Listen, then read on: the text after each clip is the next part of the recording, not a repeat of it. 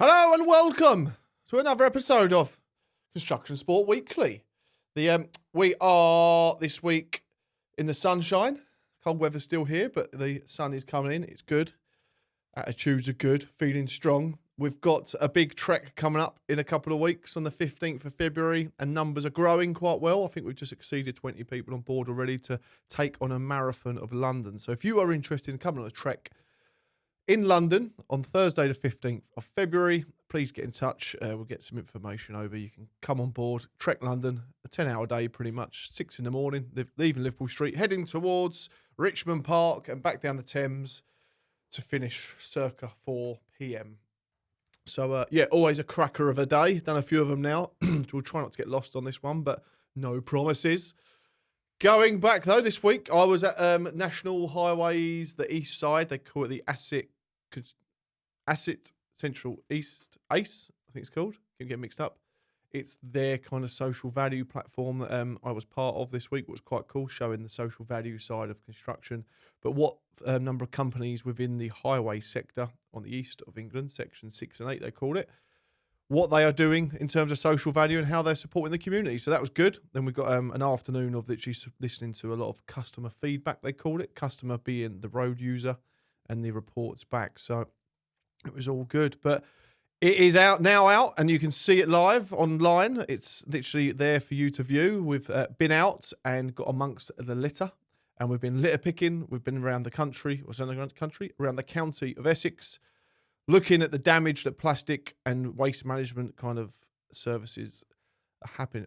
Looking at how bad plastic is kind of ruining our community and our countryside and earth in general. So please do take a look. It was a really interesting few days, actually, and it was reported that it was actually quite a serious video for us in comparison to what we normally do, but something different. We've really enjoyed it.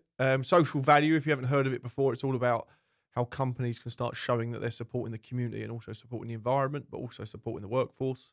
And it's something that we're kind of pushing into, and we're doing already, but we've just recognised that we could start recording everything we're doing.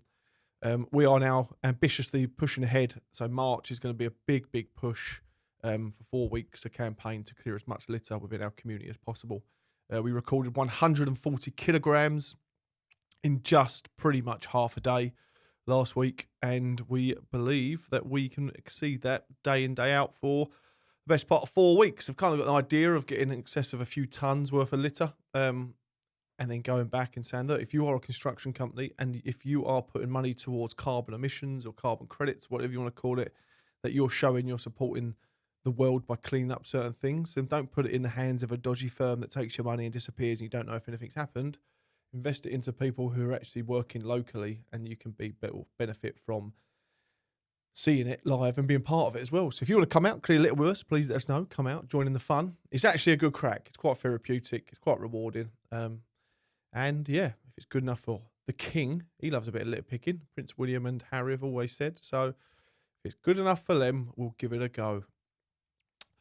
That is pretty much where we're at the moment, but going on a little bit of news, what's coming out this week. Labour supply firms opened training academy. Labour supply specialist Hercules Site Services have opened a training academy in the West Midlands. I know Hercules, I've done a bit of work with them in the past. I know the management guys over there. Brusk Kormaz, the CEO of Hercules Site, said, "This landmark launch represents an incredibly exciting time for Hercules and the wider industry. We recognise rapidly changing training and skills landscape, and we believe we can deliver the very best in construction training throughout the UK." It's really interesting. So if you look at Hercules, they've popped up over the best part of the last 10 years, flown up there, but they've really invested into everything they're doing. And it is interesting because they've got a number of suction excavators. I saw them a few years back. Interesting. But the interesting thing I like about them is actually they're really pushing to show as a business, as a brand, that they're really doing the best for the sector. And there's a number of companies that are doing it, and they're promoting the positives they're doing. One, probably a competitor of theirs, I suppose. McGinley's, they sent out a report yesterday. McGinley Site Services, Support Services, sorry. And their actual report goes on to say, McGinley's have identified that year-on-year pay rates for civil engineering infrastructure roles have decreased on average by 3.9%, with roles changing by between 18.1% and 7.3%. So us lot in the civil engineering world, the money's just decreased over the last few years. However, there's a national average I've looked at. The national average of pay rises is 6.6% across the whole of the employment world of the UK. So why are construction workers, predominantly here civil engineering workers, not having the increase? We're losing money. We're losing money. The guys the guys outside of our industry are getting pay rises left, right, and centre. Guys and girls, I do say guys in general, they're getting pay rises left, right, and centre, and we are being left behind. So that is quite worrying. I don't know if McGinley's are going to comment on that or show what that's all about. But there we go. O'Rourke's have popped up again. I keep on getting this. We only look at a few things online and go with a few kind of headline things each week, and O'Rourke's always seem to pop up. Their staff have been told to return full-time to the office. Laing O'Rourke staff are being told to return to the office full-time from April. O'Rourke employees were given the news of a company-wide email. Group C Chief Operating Officer, Cathal O'Rourke, this week. It's said our 2023 engagement survey results told us engagement across our business is dropping. Coupled with challenging 2023 financial performance, there is no need to change the way we go to work. There is a need to change the way we go to work. My top tip for Laing O'Rourke there is stop killing your workers. There's another one, I think, over the last year. Every time there's a report on here, there's another death. It's Laing O'Rourke. And now they're wondering why they're blaming it on people not working in the office by the looks of it. That's interesting. But I'm always happy to speak. So if Laing O'Rourke's want to talk about it, they'd be interested to know what's going on. Even a bit of involved, like these, even though it's not nice, but the deaths on these sites. Let's just hear what's happened. It always goes back, we'll find out in the wash. You'll find out, post the investigation or that. We never hear anything more. But then, as you say, Laing O'Rourke spokesperson said, a construction company with a significant portfolio of active project sites around the cube, most of our people attend a workplace in person every working day. Like other frontline workers during COVID, we managed to keep our construction teams operating safely on site. During this time, some of our support roles moved to various from home arrangements. We want to know that the culture of Laing O'Rourke is known for its maintained and that people can continue to develop through face-to-face learning opportunities on our sites and in our depots and offices. There we go. So many, I've noticed as well, training companies, and it is painful. And I'm not one yet to say that we're doing it, and I'm not saying we're going to do it, but you never say never. But online training, Jesus Christ, the number of things doing it. You can't beat the quality and the enjoyment factor. And if you're honest about it and you want to be there, of actually face-to-face learning, it's a lot better. If the course is good, brilliant. You are not learning anything. I don't care what anyone says. You're not learning nothing on an online course. If I'm here talking to you, I'm being distracted by things going around me. But on the computer, it looks like you've got my full attention. It's not. There's stuff going on around the whole screen. People coming in, kids kicking around. People, yeah, it's just, I don't get it. And if you look at all training courses now as well, going online, it's just, I think, it's just because they get to give it cheaper because they can then not have to pay out for a room to put you all in. They don't have to pay out for coffees and lunch to supply you. So everybody gets it cheaper. But guess what? The quality of the course gets cheaper as well. What a load of crap.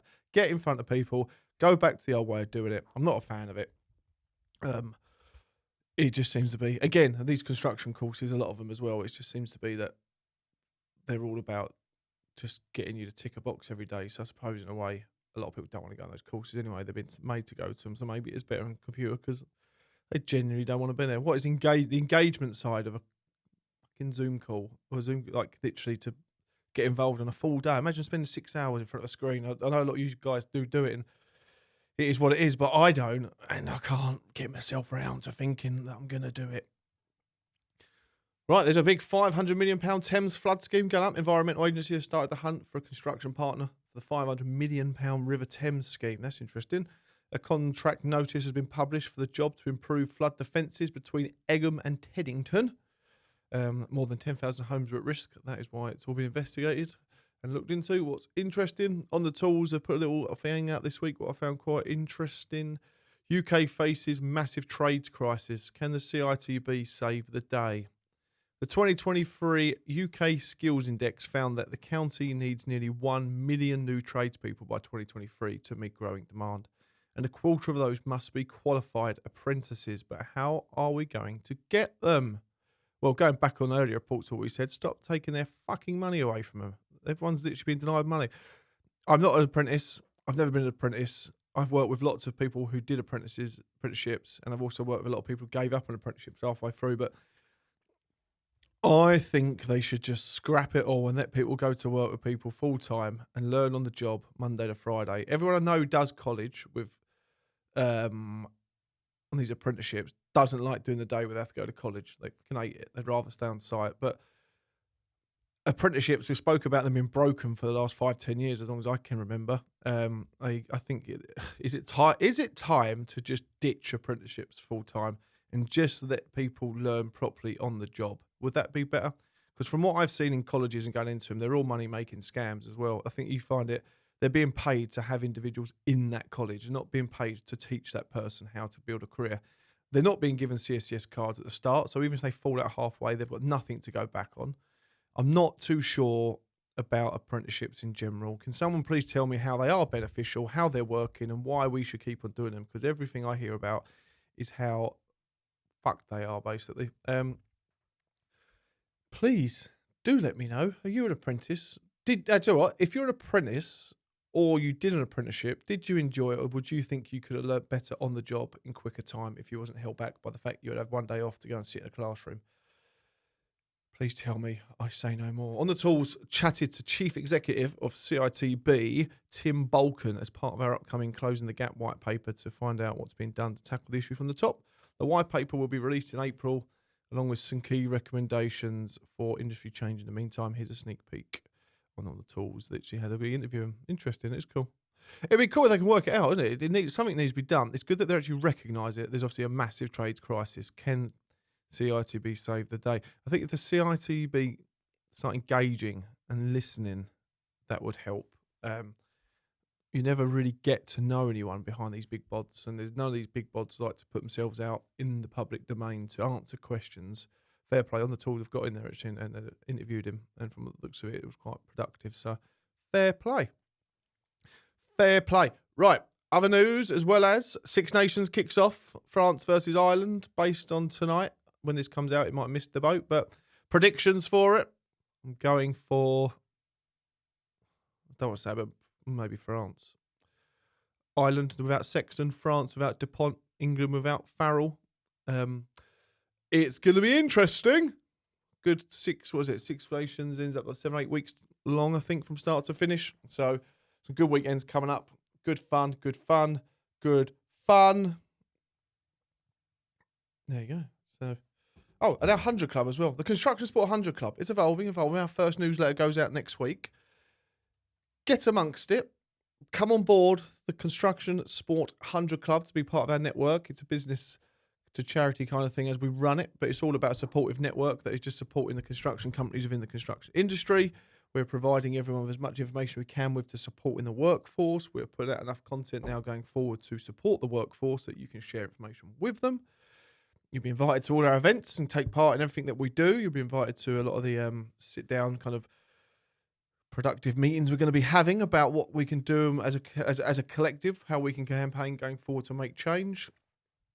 And then, yeah, we're doing a bit in the environment as well now, so that's good. Collecting litter, doing our bit. Social value, as they say. We're going to get out there and do as much as we can. It's going good. There's people, we've been meaning to go hard on the content production and pushing of the people signing up, but it's just people are trickling in, really, what's quite nice. So, yeah, get amongst it. Exhibition season's coming up. We're talking to a number of exhibitions at the moment. Lots to be said on them for this year. I think come the end of the year, we get some once again great highlight reels of what's gone on at these exhibitions and the projects that we're doing with them, campaigns that we're doing with them, however you'd like to say it. It's bloody good fun at the moment. It's going to be good going forward. I got on the tools yesterday. Essex Groundworks, Essex Concrete and Screed Limited. Big thank you to them guys. We got some concrete on them yesterday, and they were absolutely brilliant. Even the driver got on the wheelbarrow. That's when you know it's a good one. Apart from that, get amongst it. Please give us some feedback on what you want to hear. If you want to hear a discussion of things, if there's any problems you've got in the construction world, things you're not happy about, I think just let us know, put it in the comments on here, and let us show us what it's about, and we can have the look at it. I think it is. I've always got a big problem, the RIDDOR stuff, so I'm not sorry actually. So RIDDORs in construction. As a construction worker, if you took your own life within workplace, it would have nothing to do with the business you work for. It gets palmed off, and the HSC don't want nothing to do about it. This is the truth of it. It gets passed over to a coroner, and it's not. So we still do. I'll keep on banging the drum this year of HSC should be taking responsibility for suicide in the workplace, because at the moment they don't. It gets palmed off. However, all their reports online does say they care and they manage and oversee health and safety and well-being in the workplace. But if you take one step too far and take your own life, they literally wash their hands with you. So I see people this week going to the Houses of Commons to discuss it and how different areas of different organisations should be managing this. If the rules aren't set, people won't bother to try and abide by anything, so it needs to be changed. HSC need to pull it. Always goes back to the HSC. They're privately vested, but they ultimately need to go back to the government. So we ultimately need to just get a new government, really, I think, isn't it? I'm not put politics involved. I don't know how that works or whatever it is, but it seems like no one gives a shit as usual. So too much crap is always happening. Thank you all. Take care of yourselves. Enjoy the sunshine whilst it's here. We're in the UK, so it can be temporary. Temporary. Have a lovely weekend. Look after yourself. Drive safely. Take care. Monge too. Toodle pip.